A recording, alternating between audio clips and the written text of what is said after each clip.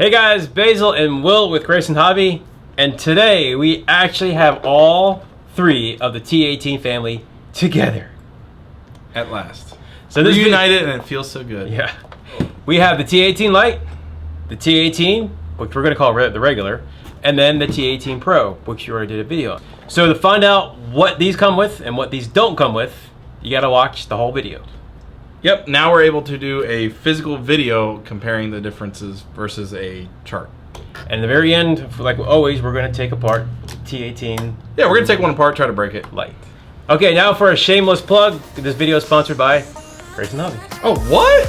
Okay, if you find value in this video, be sure to give us a thumbs up and subscribe to our YouTube channel.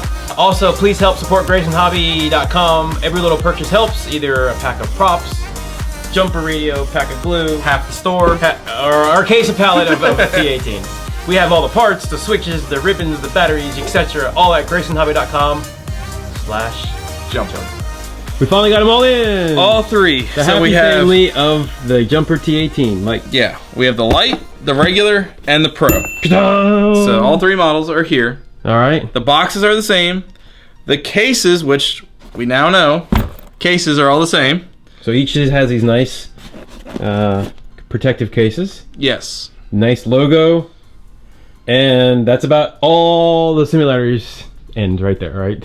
No, I mean as far as the boxes. Yeah. So we're going to start with the Lite, because basically what we're doing is we're taking the base model and going to be describing the features changed. Okay. So the first things first is, oh, you put the zipper in that side? This is the Lite. This is the Lite. Alright, so opening it up, still got your neck strap, you got your screen protectors, so all the standard little things that come with them. USB-C cord, little foam thing for the battery. So that's all there. So starting with the Lite. Well, let's do the obvious. Black finish. Black finish. This is a matte or semi-gloss actually black finish. You have your standard Hall effect gimbals. They have a nice little CNC look to them. It's kind of cool. The gimbals on these are screwed down very low from the factory. I'm thinking they did that so it didn't get damaged in any possible rough shipping, based off feedback from other batches and stuff like that before. So you can adjust these gimbals. They are adjustable threads. You can buy the upgraded gimbals from the T16. It'll work as well. So the sticks are adjustable. Yeah, sticks are adjustable for height. The antenna on this is the standard 2.4 like the T16 had. So this is not the 900 megahertz antenna like on the other versions. So that's a 4-in-1 module. So 2.4 external. Yeah, 2.4 external antenna. No 900 megahertz module for the R9 and stuff like that in it at all. Okay. You'll see on the back side of it the serial number, etc. on the back for the newer ones. And the folding handle. So basically, this is essentially a T16 revised to the T18. This is the newer version. Well, now let's see what the T18 Regular has to offer. Yeah, so moving to the regular T18, not the Lite edition, but this is the regular. We're gonna have the same goodies inside. T18 Regular has a carbon fiber finish, so it's the hydro dipped carbon fiber. It's not real carbon, it's hydro dipped. So you get that out of there. The antenna, you'll see if I rotate it here, you'll see it says 915 megahertz. Okay. So this is the external 900 megahertz antenna. The 2.4 antenna is actually internally sideways on a little plate board inside. So you do not have an external 2.4 antenna, only 900 megahertz, guys. So that's the biggest difference, is the fact that this has a 5-in-1 module and a carbon fiber faceplate. So that's the two changes from the Lite to the standard T18. They call them the CNC gimbals. Yeah, this reminds me of the like the R9s, or I'm sorry, M9. I think it was. The old Free Sky ones, yeah. Yeah, the upgraded Free Sky right there. And now we have the Pro. And the Pro. This is the one you guys saw in our early review. USB-C, foam pads, screen protector, and extra springs and parts. Oh, so that one is a little different. So there's a little different here. I guess it's for the different gimbal assembly. Because of the gimbal assembly being different, more like the T16 with the new sensors in them, this is going to have extra parts with it. Only way to really tell the difference visually is the gimbals. And that's what the difference is, guys. You have your standard gimbals on the regular T18. The Pro model has your inward-outward adjustable, so you can actually adjust the natural angle of the gimbals like the T16 had. as well as the newer sensors in there. So it has the upgraded Futaba style sensors in there as well. It still has the 900 megahertz antenna, which you'll see here, and a 5-in-1 module inside. So you got your Hall effect gimbals, and your RDC 90 gimbals. Yes. And external 2.4, internal 2.4, internal 2.4. No 915 antenna, external 915, external 915. That basically sums it up. Yeah, so you got 4-in-1, 5-in-1, 5-in-1, carbon faceplate, and then finally upgraded gimbals with the RDC 90s. All right, so there's your questions. Which one you should get? That is all up to you. Right? Yeah. Guys, so the question is also been brought up on the T18 Lite. Are the switches lit up like the Pro and the normal T18 model? Let's find out.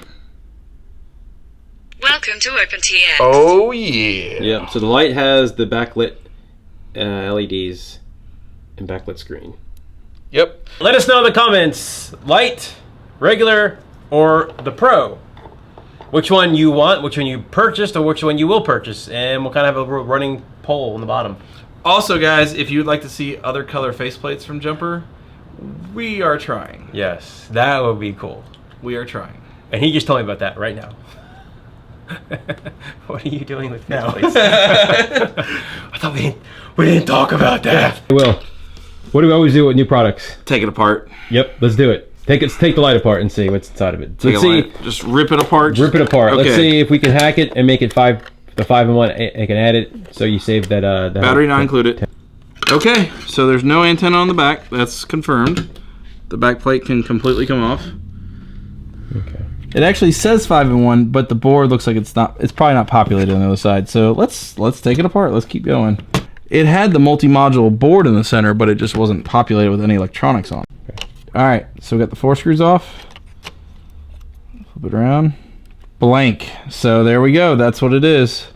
So I'm going to go ahead and say those of you that may have purchased a Lite will be able to easily upgrade by purchasing a 5-in-1 down the road if you decide for some reason you want 900 megahertz, which sure, yeah, if that's what you want to do. It's beginning of the future. Just wait. I know, wait. but I don't fly that far. So the gimbals. The gimbals are definitely Hall sensors, like the T16 had. You can see them. There's no contact point. It's just a Hall sensor. Okay. The gimbals are definitely a lot different. Interesting. They seem more exposed on the back side of them compared to the T16 Pro. Still waiting to see these twisted wires though, but again, this is pre-production, so no telling when they actually made it. Actually have adjustable tension on these as well. You get tension adjustment, and then if you want how sloppy the sticks are, you can adjust the ratcheting, like in the clicky feel to it with one of the screws, and the other one is just physical tension, to where if there was no spring on it, if it would just flop down like the throttle. So basically where the throttle holds like now, if I back out that screw, it would just kind of flop. It would fall up. So you can make it softer. Could you access those screws? Yeah, yes, you can. You can.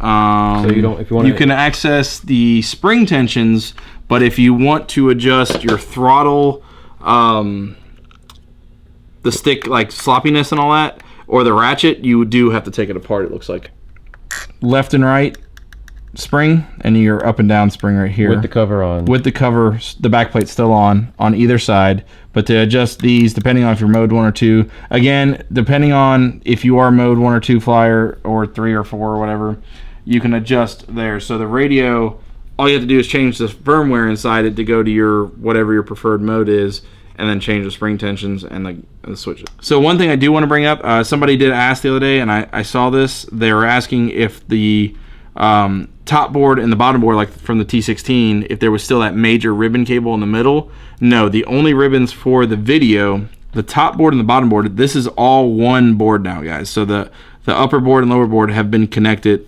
physically. So it's one board there, and then you have the extra board for the 6 buttons in the front, and then you have the extra board for the actually I'm sorry, you have the dial board, not the 6 buttons, the 2 dials in the front, and the USB port there. So that's good that that's a second board, because if you ever damage the USB-C, you can replace it with a few bucks versus the whole motherboard. The only other board really in here is like there's little boards for the switches that plug in, and then the board for the roller wheels. So basically the parts that are designed to possibly wear out or get damaged, broken, etc.